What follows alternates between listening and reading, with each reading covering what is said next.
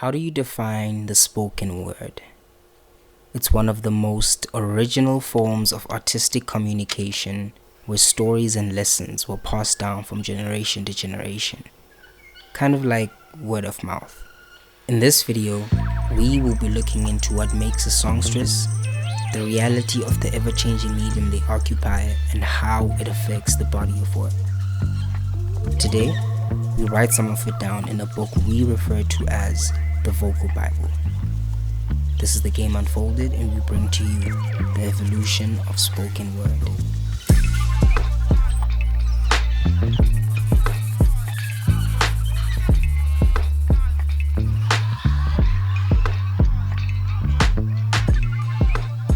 The spoken word movement in South Africa has more than a handful of influences to draw from.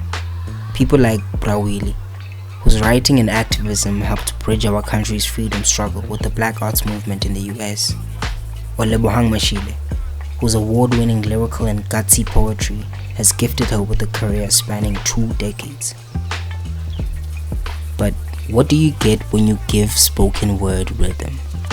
Better yet, when you give spoken word a beat, you get the songstress. Like we said, we're looking into what makes the songstress, and a big part of it is the hits. Chart-topping singles, record-breaking albums, all for the flight that your favorite canary is gonna take you on. But how do they achieve it? Through channeling the right set of vocals, an eclectic pen game, and what the sum of those parts produce. Let's break it down.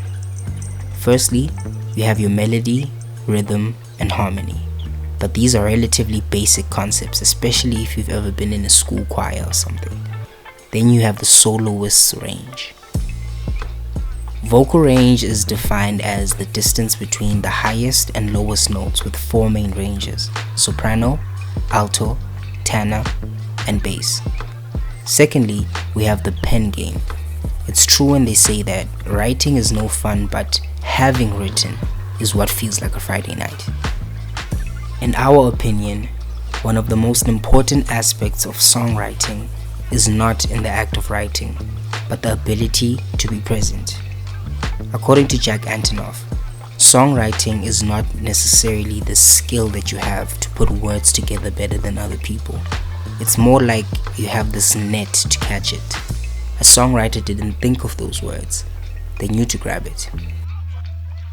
Lastly, we have recording and performing, but we'll let someone more experienced tell it. Thank you.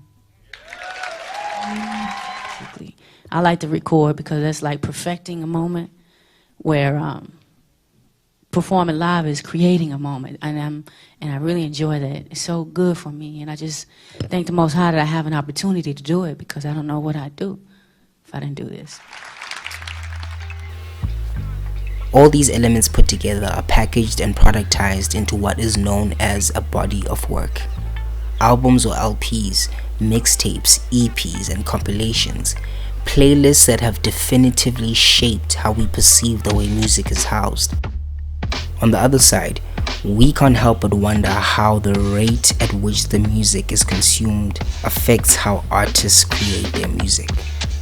The ever-popular EP has an average of 4 songs, while albums have an average of 10, and each have a different expectation behind them.